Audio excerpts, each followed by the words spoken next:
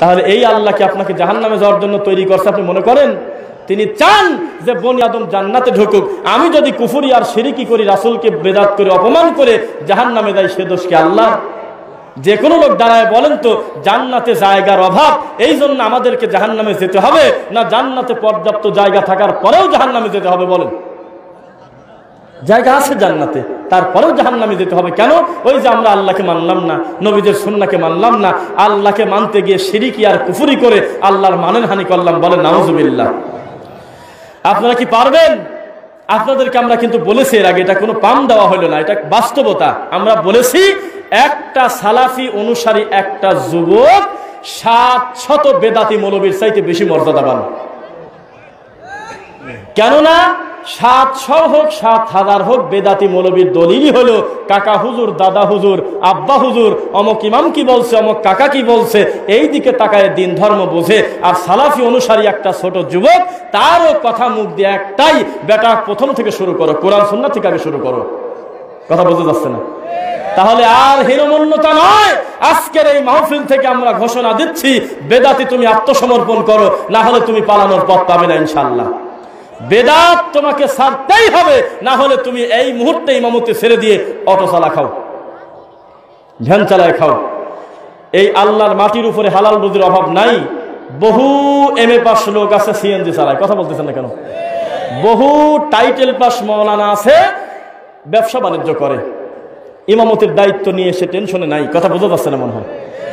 তোমাকে কে বললো যে তুমি হাফেজ আর টাইটেল পাস আর মুফতি হলেই তোমাকে যেভাবে হোক আল্লাহর ঘরের ইমামতি করতে হবে? এইটা তোমাকে বললোটাকে? তুমি অটো চালা খাও। তুমি যদি মনে করো যে এই মানুষের দায়িত্ব নিয়ে আল্লাহর ঘরের মেম্বরে দাঁড়িয়ে আমাকে মিথ্যা কথা বলতে হবে, সত্য কথা বললে আমাকে 3 মিনিটও চাকরিতে রাখবে না, আমি যাই বলবো মুখ দিয়ে মানবে না, আমি বিদাতের ওয়াজ করলে আমাকে মারবে, যদি পরিস্থিতি যদি এমনই থাকে, অন্তত তুমি অটো চালিয়ে খেও, নিজের ইমানটা রক্ষা করো।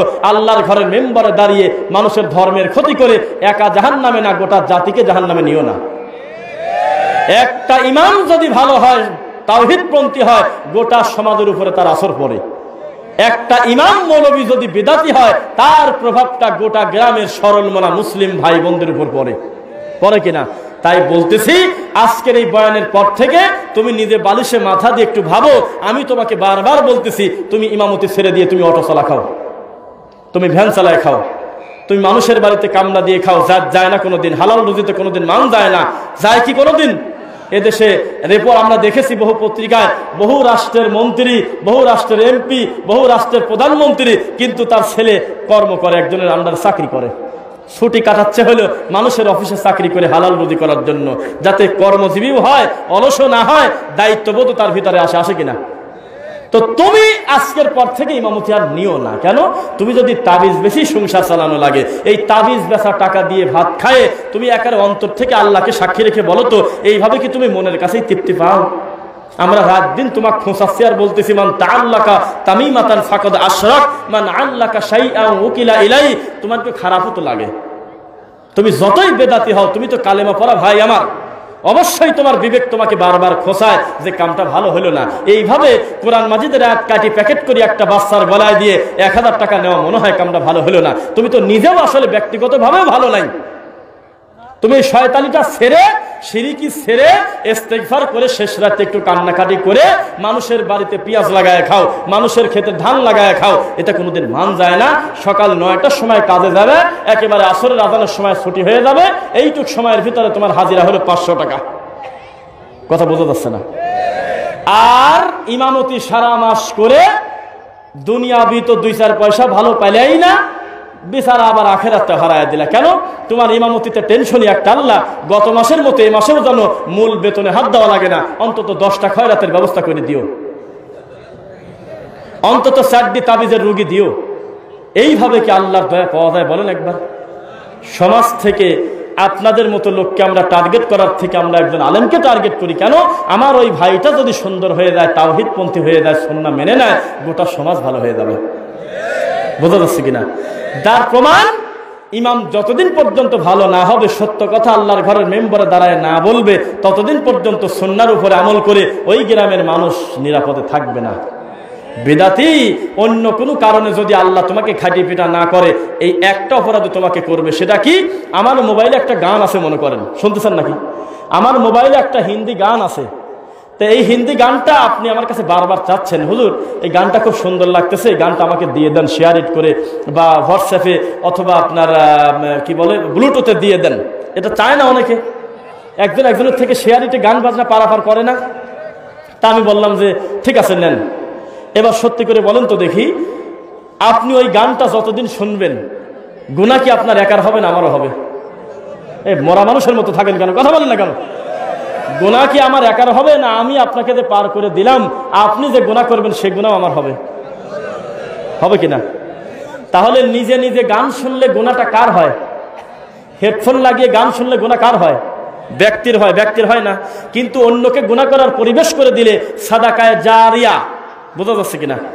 আমরা তো মনে করছি খালি নেকি মনে হয় চলমান থাকে। বাবারে, কোনো পাপের উৎস রানিং করে দিয়ে গেলেও এই পাপ যতদিন পর্যন্ত চালু থাকবে, এই কবরে শুয়ে শুয়ে একেবারে নিজ দায়িত্বে তুমি এই গুনাহগুলো নিতে থাকবে।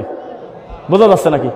তা আমরা বলতে চাচ্ছি যে এই যে গুনাহ করার পরিবেশ আমি করে দিলাম, এইটা ভালো হলো না নিজে নিজে একা গুনাহগার হওয়া ভালো?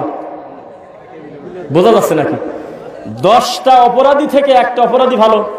অপরাধী তো খারাপই, এখানে তো ভালো বন্ধ প্রশ্ন না। আমি বলতে চাচ্ছি যে ইমামতি যারা করেন হুজুর আর যারা ইমামতি করেন না হুজুর, দুইজনই বেদাত করে। বলেন তো অপরাধী বড় কে? দেখি একসাথে বলেন। দুইজন মুফতি, একজন মুফতি অটো চালায় বা এমনি রুজি আল্লাহ সামর্থ্য দিয়েছে, ব্যবসা বাণিজ্য করে খান। আর একটা মুফতি হলো ইমামতি করেন, দুইজনই হলো বিদাতি। পাপ বেশি কার? কেন? কারণ তিনি হাজারো মানুষকে বিদাত করার জন্য সার্টিফিকেট দিয়ে দিচ্ছেন, আর এই লোকটা একা একা নিজে পাপী। কোনদিন আল্লাহ সঠিক বুঝ দিলে একা একা আল্লাহর কাছে ক্ষমা চাইলে আল্লাহ হয়তো ক্ষমা করবেন, করবেন কিনা? কিন্তু এই লোকটা হাজার হাজার মুসল্লিকে মিথ্যা কথা বলে লাল বাতি জ্বলাকালীন মসজিদে সুন্নাতের নিয়ত করবেন না, শয়তানি হলো না? এটা কথা বলে না দেখি। আল্লাহর ঘরে ঢুকে খবরদার সালাত আদায় করবে না, বসে পড়বে, বসে পড়বে, বসে বসে বসে, জ্ঞান নাই, ইমাম সাহেব মেম্বার উঠে গেছে তাও নামাজ পড়ে, বসে বসে। এটাও তো একটা মানুষ, এটাও তো একটা মৌলানা। এই তথ্য জানার পরে রাসূলের সুন্নাহকে আমল না করে যারা করে তাদেরকে ব্যঙ্গ করে যত মানুষ কবরে গেল ঈমান হারা হয়ে, এই ইমাম সাহেব এই গুনাহ পাবে না? পাবে কিনা কথা বলেন? তাই বলতেছি অন্য কোনো ভেজাল তোমার নাই জাহান্নামে যাওয়ার জন্য। একটা নোংরা কাজ যথেষ্ট। কি? আল্লাহর প্রত্যেকটা ঘরে আমরা এখন জানি, আজকের থেকে 30 বছর 40 বছর 20 বছর আগে যেটা ছিল বিরল, একটা মসজিদে যদি কেউ জোরে আমিন বলছে, মুসল্লিরা ঘুরে তাকায়, হা করে তাকায় থাকছে, দেখতো কোন বাড়ির জামাই, দেখতো কার বিয়েই, এ লোক কে রে, এ আমিন আবার জোরেও বলা যায়। মাত্র 20-30 বছর আগে পায়ের সাথে কেউ পা লাগাতে গেলে এইভাবে জোরে করে পা সরায় নিয়ে এই জিব্বাত কামড় দিছে, এই কি করে এই লোক। মাত্র কিছুদিন আগে বুকে হাত বাঁধলে এমনও কিছু গ্রাম, আমি কিন্তু এক্সেপশনাল গুলো বাদ দিচ্ছি, এমনও কিছু গ্রাম আছে যেখানে হা করে তাকায় থাকতো, নামাজের ভিতরেও বলা চলে, হাত বুকেও আবার বাঁধা যায়। অথচ এখন আল্লাহর বিশেষ অনুগ্রহে আল্লাহর মাটির উপরে এমন কোন মসজিদ নাই সুন্নাহর উপরে আমল করার অন্তত 2টা যুবক তৈরি হয় নাই। যত তৈরি হচ্ছে কানা মুফতি, তত মসজিদের মেম্বারে বসে রাগ খালি ফলতেছে। আমরা বলতেছি কোনটা? তুমি তো মূলত এই ছেলেটার উপরে রাগ করলে না, তুমি করলে নবীর সুন্নাহর উপরে। ফামান রাগিবা আন সুন্নতি ফালাইসা মিন্নি। কোন দাড়িওয়ালা মানুষও যদি আরেকটা দাড়িওয়ালাকে কটাক্ষ করে, আমার উম্মতি না। নবীর সুন্নাহকে যদি কেউ ব্যঙ্গ করে, সে কি না বলেন না? কি না? উম্মতি না। কার উম্মত না? রাসূলুল্লাহর উম্মতি না সাল্লাল্লাহু আলাইহি ওয়াসাল্লাম। তাহলে সুন্নাহকে কি ব্যঙ্গ করার জিনিস না আমল করার জিনিস? আমল করার জিনিস কিনা? তোমার কারণে তুমি মসজিদের মেম্বারে বসে তুমি দেখতেছো, তুমি খুতবা দিচ্ছ, বারান্দায় একটা ছেলে গিয়ে হাত বেঁধে সালাত আদায় শুরু করেছে, তোমার খুতবা ঘুরে যায়, তুমি রাগ করে করে বলো এরা মুফতি মানে না, ইমাম মানে না, এটা মানে না, সেটা মানে না। এইভাবে তুমি একটা ছেলেকে বেইজ্জত করতেছো। এদেশের হাজার হাজার যুবককে তুমি আল্লাহর ঘর ছাড়া করেছো, বিচার তোমার হবেই। তোমার খাঁটি পিটা রেডি। তুমি অনেক যুবককে তুমি মানুষের ভিতরে বেইজ্জত করেছো নবীর সুন্নাহর উপর আমল করার কারণে। তুমি বলছো দেখছেন কাকা, ওই দেখেন একটা ওয়াহাবি, ওই দেখেন একটা লামাজাবি, ওই দেখেন একটা ইহুদির দালাল। তুমি কি মানুষ? একটা হুজুর মানুষের মুখের ভাষা এটা হতে পারে? তুমি আমল না করো সেটা ভিন্ন কথা, তুমি একজন আমল করা লোকের উপর তো ব্যঙ্গ করতে পারো না, কারণ এই আমল করলে যিনি খুশি হন তিনি হলে সপ্তম আসমানের উপরে থাকেন। সামান্য একটা গুনাহকে ছোট গুনাহ মনে করে যদি কেউ করে, তার ভাবা উচিত এই গুনাহ করলে যদি হঠাৎ কারো রাগ হয়, সে হলো সপ্তম আসমানের উপরে আছে। কোন একটা ছোট সুন্নাতকে ব্যঙ্গ করা যাবে না, এই কারণে এই ছোট সুন্নাত যদি কেউ আমল করে, খুশি যদি কেউ হয়, তো সে আছে আরো আজিমের উপরে। তাহলে কি আপনার মনে হলো সুন্নাহ একটা সেনসিটিভ ব্যাপার না আল্লাহর দিন? এই ব্যাপারে কি তামাশা করার জিনিস? কথা বলতেছেন না কেন? তামাশা করার জিনিস?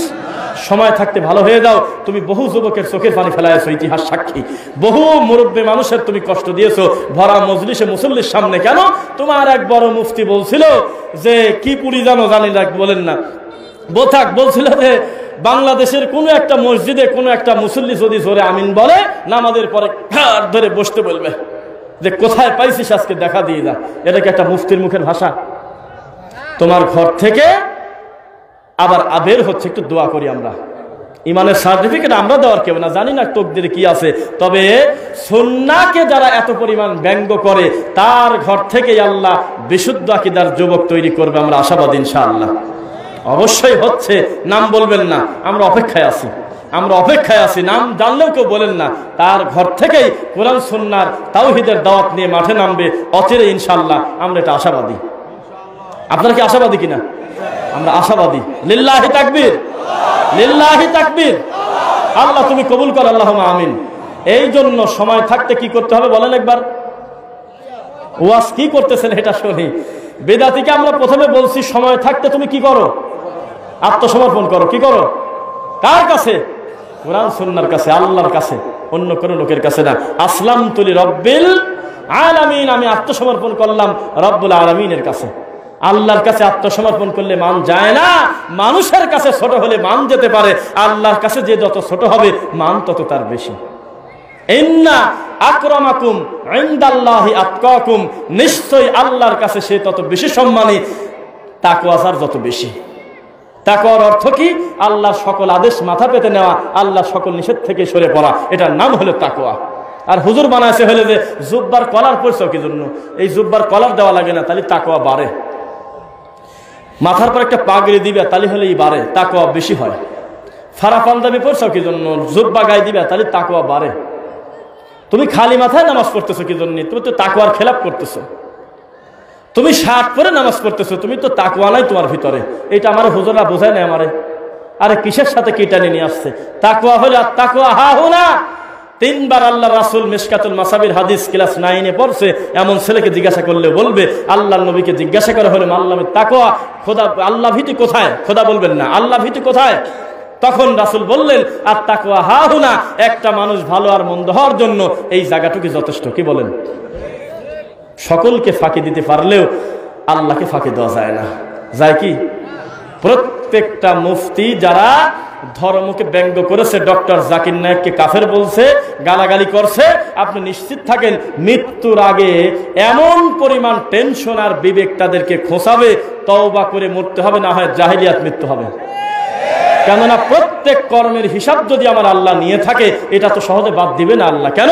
যার দ্বারা সারা বিশ্ববাসীকে কাফায় দিচ্ছে, ইহুদি খ্রিস্টানের সারা বিশ্বে দাওয়াত নিচ্ছে, যাকে দিয়ে এই মানুষটাকে বাংলাদেশের চায়ের দোকানে আর জামিয়া অমুক ছোট ছোট একটা খোপের ভিতরে বসে তুমি বলবে উনি হলে ইহুদির দালাল, এত সহজে আল্লাহ ছাড়বে বলে আমাদের মনে হয় না।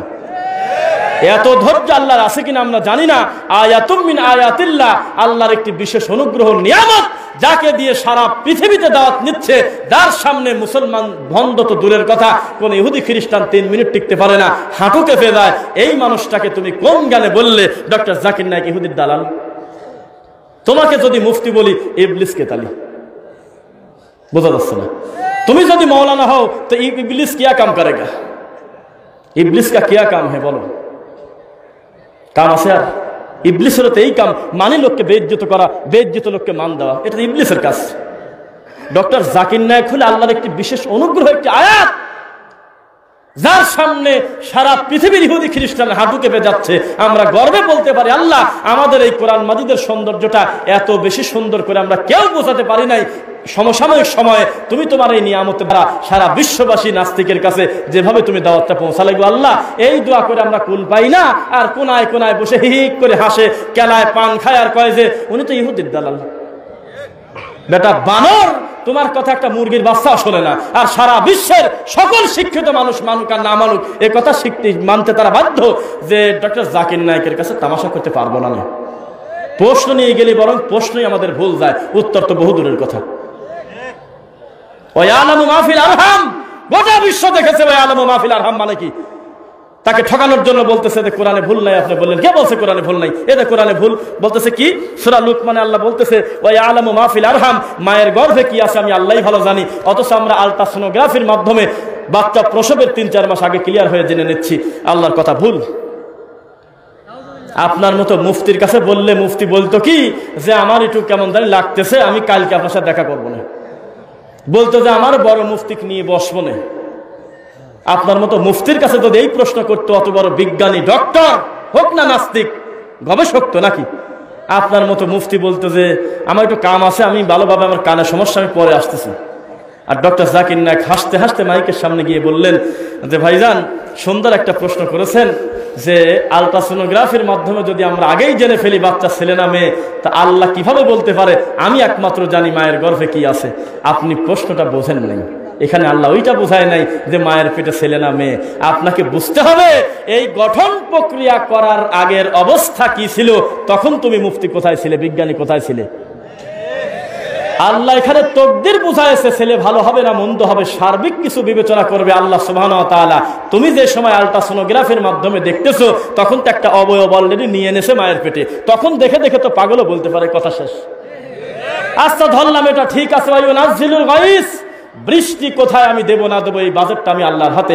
ঘটনা যদি তাই হয়, আল্লাহ ছাড়া যদি কেউ গায়েব না জানে, তাহলে আমরা আবহাওয়া বার্তার মাধ্যমে আমরা তো আগেই বলতেছি আগামীকাল 10টার সময় ঝড়ো হওয়া বা বৃষ্টি হবে, 10 নম্বর বিপদ সংকেত। আসলে কিন্তু বৃষ্টি হয়ও, জবাব আছে, বৃষ্টি হয় কিনা। Exception is always exception, exceptional is not exam. দুই একটা জিনিস তো উদাহরণ হতে পারে না, বেশিরভাগ ক্ষেত্রে কিন্তু ফেলে যাচ্ছে না। তো তাহলে আল্লাহর কথাটা টিকলো কিভাবে? আপনার মতো মুফতি, আপনার মতো ভণ্ড মৌলবী শত শত বছরে দেশে তাবিজ বেঁচে খাইছে, শত শত বছর ফাদাইলে, আর হলো আপনার মকসেদুল মুমিনিন, আর হলো কি বেহেশতি জীবন, আর হলো নিয়ামুল কুরআন, আর হলো কত বাজে জিনিস খালি উর্দু ফার্সিতে পড়ছে আর হিক করে হাসেছে, আর তসবিহ দালানি সবে বরাতের রুটি এই বগলে করে করে দৌড় পারছে। আর এই সময় আল্লাহ সঠিক দিনটা মানুষের কাছে কেউ বোঝানোর মতো ছিল না। এটা আমাদের দুঃখ। টুপি মাথায় দিয়ে যে কাম আমাদের করার কথা ছিল, একটা প্যান্ট শার্ট পরায় একটা ডাক্তার মানুষ, সেই কাম আল্লাহ তাকে দিয়ে করাচ্ছেন। এখন মুফতির সমস্যা, মুফতির জিলাপি চলে যাচ্ছে, তাবিজ চলে যাচ্ছে, এ আমার মিলাদ খুরমা গেল রে, তাড়াতাড়ি ঠেকাও। তখন তিনি বললেন যে এইটা কোথা থেকে দেখে বলেন, কথা বুঝতেছেন? বৃষ্টি আগামীকালকে হবে, এটা পাইলেন কোথায়? উপর থেকে দেখে বলছি। ও উপর থেকে দেখছেন, উপরে কি ওটা? তো বলে যে আকাশ। তো বলে আপনি কি বলতে পারবেন যে আকাশই শেষ সীমানা, না তার উপরে আরো কিছু আছে? বাপরে বাপ, আরো হাজার হাজার কোটি মাইল উপরে আছে। তো করে তাহলে আর কি পণ্ডিতে থাকে আপনার? এত নিশ্চিন্ত টাকা টাকা দেখি তো মেন্টাল কবির পারে। প্রশ্ন উত্তর শেষ। বাবারে, বৃষ্টি যেখান থেকে বাজেট হয় আমার রব্বুল আলামিনের কাছ থেকে, খবর যদি পারো একটা সেকেন্ডের একটা ফোটার তথ্য এনে দেখো তো দেখি। বৃষ্টি তো দিয়েই দেশে, প্রথম আসমানে আসা মানে হলো দুনিয়া তো চলেই তো আসছে। এত কাছাকাছি দেখে, মেশিন গানে দেখে দেখে দেখে দেখে ওই পরিস্থিতি দেখে তো যে কেউ বলতে পারে। বিজ্ঞানী বললো যে আমার আর কাম নাই, প্রশ্ন নাই, আমি বসে পড়লাম। এইসব প্রশ্ন ভারত, বাংলাদেশ, পাকিস্তানের হুজুরের কাছে বললে অনেক জায়গায় গরম হয়ে যেত। অথচ আল্লাহর এই নিয়ামতটা যে কোনো প্রশ্ন নিয়ে আসে, যে কোনো প্রশ্ন একদম নিয়ে আসে। কত বোন চ্যালেঞ্জ করছে, কত ইহুদি খ্রিস্টান, ডক্টর জাকির নায়েক আপনি যদি উক্ত প্রশ্নের জবাবটা দিতে পারেন আমি এখনই কালিমা শাহাদাত পড়ব বলে নেই। গড়গড় করে রেফারেন্স সহ কোথায় আছে বলে দিচ্ছে। তাকে ভুল ধরার জন্য বাইবেলে অমুক পৃষ্ঠা এইটা আছে, এই কথা বলার সাথে সাথে ডক্টর জাকির নায়েক বলল ভাই আপনার ভুল হচ্ছে, এটা 12 নম্বর চ্যাপ্টার হবে না, এটা 18 নম্বর চ্যাপ্টার হবে। আর এই লোকটাকে তুমি গালি দাও, তোমাকে সম্মান দেব কোন আক্কেলে? বলো কোন ভাবে তোমাকে সম্মান দেব? মানি মানুষকে মান দিতে কে বলেছে? আল্লাহ। আর তুমি এইভাবে তুমি মানুষকে কটাক্ষ করার জন্য সম্মানে মানুষকে তুমি বেইজ্জত যখন করছো, তোমার কপালে আর ওই খয়রাত আর কুলখানি ছাড়া কিছু নাই। বোঝা যাচ্ছে নাকি? লাস্ট কেন আমার সময় পুরা না কেন ব্যাপারটা কি? কেউ তো কাগজ টাগজ দেয় না যে সময় শেষ বা সেই দাঁড়িয়ে কত সময় কথা বলা যায় বলেন? লিল্লাহি তাকবীর বলতে থাকি নাকি? তো একটা কমন কথা বলে আপনি মিলাই নেন। একটু আগে আপনাদের মনে হচ্ছিল যে হুজুরদের বেতন কম, এই জন্য আমরা মনে হয় মজা নিচ্ছি। আপনার পুরো ধারণা আমি চেঞ্জ করে দেব এখন ইনশাল্লাহ। পড়েন, আপনি এখন বলতে বাধ্য হবেন আমি দুঃখ করে এই কথাটা বলছি। শুনবেন নাকি? আপনার এই ফুলপুর একটা থানার নাম মনে হয় নাকি? ময়মনসিংহ বিভাগের একটা থানা, শেরপুর জেলা নাকি? ময়মনসিংহ জেলা। এই ফুলপুর থানাতে আপনি যে কোনো খাতসি করে বলেন তো যে একটা ইমাম 5 ওয়াক্ত সালাতে ইমামতি করার কারণে 30,000 টাকা বেতন পায়, নাম বলেন তো? আপনারা বলেন নাই? আল্লাহর কসম যদি আমি খবর পাতাম এই ফুলপুর কোন একটা মসজিদে একটা ইমামের বেতন 70,000 টাকা, আল্লাহর কসম আমার মন খারাপ হতো না। সবার মন খারাপ হলেও আমি মনে করতাম একজন আলেম হিসেবে, একজন ইমাম হিসেবে এতটুকু তিনি ডিজার্ভ করেন। কিন্তু এইটা চলে গেছে 4200 টাকায়। তাও তুমি করো না করো 3200 টাকা ঘুরতেছে 4 জন। কেন হবে? আবার মসজিদ কমিটি যখন ইমাম নিয়োগ দেয় তখন আগেই ভিতরে হাইট রাখে, ওইটা ইমামকে যখন পছন্দ হয় তখন ইমামকে বলে যে বেতন কিরকম কেমন কি বলা যায়। তো আপনারা কত দিবেন? তো কাজে 4000 টাকা। শোনেন, 4000 টাকা। তখন উনি বলে যে বাবাজি কিছু মনে করবেন না, আপনারা আমাকে পছন্দ করলেন, তো 4000 টাকা কি সংসার চলে? পাগল নাকি তুমি? তোমার বেতন তো হাতে দেওয়া লাগবে না, পাগল। উপরি ইনকামই তো মাসে 10,000। কোথায় লজ্জা লাগতেছে না বলেন তো? কমিটি তাকে এটা হাতে রাখেই বলে আরে পাগল, এটা হলো ফর্মালিটি মেইনটেইন যে 4000 টাকা তোমার বেতন দেবো, তো ও টাকায় হাত দেওয়া লাগবে না, উপরি তো তোমার মিলাদ আর খয়রাতে আর কোলখানি তো 10,000 হবে। এটা কষ্ট না? একটা আলেম, একটা মানুষ, তার বেতন আজকে এভারেজে হিসাব করলে প্রতিদিন 115 টাকা হয়। কোথায় রাখবেন এই লজ্জা? সর্বোচ্চ 200-300 টাকা দিন হাজিরা। কেন হয়েছে? ওই যে হুজুর যখন বিদআত আর শিরকে আপন করে নেছে তখন আল্লাহর রহমতের পর্দা তার থেকে উঠে গেছে, তখন বিদআত আর কুসংস্কার নিয়ে পড়ে থাক যা। যেমনটা তাবিজালাকে বলতেছে মান আল্লাকা শাইআন উকিলা ইলাই, কেউ যদি কোনো কিছু মঙ্গলের আশায় কোনো কিছু লটকায় শরীরে, ওইটার উপরে তাকে সফর্দ করা হয় নাকি? তেমনি ওইটার উপর সফর্দ করছে, খা, মিলাদ পরেই খা, কুলখানি করেই খা, তাবিজ বেচেই খা। অথচ সুন্নাহকে সুন্নাহ বলে কোরআন মাজিদের সঠিক তথ্য যদি মানুষের সামনে ওপেন করত, ইমামের গতিতে তার বেতন থাকতো আজকের দিনে 50,000 টাকা। আমাদেরকে 1 কোটি টাকা দিয়েও তো কেউ সাহস পায় না বলতে হুজুর 1 কোটি টাকা দেবো না, নতুন বাড়িতে একটু দোকান উদ্বোধন করে দেন তো, কি অমুক করে দেন তো, হাল খাতায় বিসমিল্লাহ টান দিয়ে একটু কাজে দেন তো, তা তো বলে না তো কেউ। তোমাকে কেন বলে? তুমি যে ওই জাতি তাই বলে। শেষে আমার সাথে কথা স্বীকৃতি দেন, আমাদেরকে সুন্নাতি বড় করতে পারে, ঠিক কিনা? সুন্নাতি আর আল্লাহর দ্বীন আমাদেরকে মান দিতে পারে, বেদাত আমাদেরকে বেইজ্জত করতে পারে। আমরা বুক ফুলিয়ে সারা 64টা জেলা আমরা দৌড়াই, আমাদের যত গালি দিক, যত আঘাত আসুক, অন্তত হীনমন্যতা নাই। এই কারণে আল্লাহ, আমি তো আমাকে চিনি, আমি কার কথা প্রচার করি। আর একজন বেদাতি কেউ যদি কিছু নাও বলে, হাজারো জিলাপি খোরমা যদি তাই দেয়, যতই তাকে বিরিয়ানি পোড়াও খাওয়াক, তবুও রাত্রে শুয়ে শুয়ে কিন্তু ভাবে জুনায়েদ বগদাদির নামে যে কথাটা বললাম এটা তো কোরআনও না হাদিসও না, এভাবে মনে হয় বলা ঠিক হলো না। তারা ভাবে না একটাবার? বিবেক তাদেরকে তাড়াচ্ছে। প্রত্যেকটা মানুষকে শেষ বয়সে তার অতীতের পাপগুলো বারবার বিবেকে নাড়া দেয়। বহু মানুষকে দেয় কিনা? আমি চাকরি দেব না, এই ভুল করছি, এই পাপ করছি, বহু সময় তাকে বিবেকটা নাড়া দেয়। আল্লাহ সময় থাকতে যারা বিদাত করতেছে, শিরিক করতেছে, মুসলমান কালেমা পড়েছে কিন্তু বিদাত করতেছে, তাদেরকে আমরা অমুসলিম মনে করি না। তারা আমাদের ভাই, কিন্তু বেদাতি ভাই, ভুল পথে আছে আমাদের ভাই। আমাদের ভাইটা আব্বার কথা শুনতেছে না, মায়ের কথা শুনতেছে না। আমরা চাই আমার ভাইটা ভুল বুঝতে পেরে আবার মায়ের কাছে আসুক। দোষের কিছু আছে? আমার এই ভাইটা আমার এই তাওহীদের ঘর থেকে বের হয়ে চলে গেছে, আমরা চাই বেদাতকে পরিত্যাগ করে কুসংস্কারকে ফেলে দিয়ে আবার আল্লাহর কোরআন এবং নবীদের সুন্নাহর কাছে আসুক। আপনারা চান কি চান না বলেন? আল্লাহ তুমি তাদেরকে তৌফিক দাও। আমরা মানুষ, আমাদের ভুল ভ্রান্তি আছে, আমাদের অতীতের সকল ভুল তুমি ক্ষমা করো আল্লাহ, আমাদের সকলের নেক আমল তুমি কবুল করো আল্লাহ। সুবহানাকা আল্লাহুম্মা বিহামদিক আশহাদু আল্লা ইলাহা ইল্লা আনতা আস্তাগফিরুকা ওয়া আতুবু ইলাইক। আসসালামু আলাইকুম ওয়া রাহমাতুল্লাহি ওয়া বারাকাতুহু।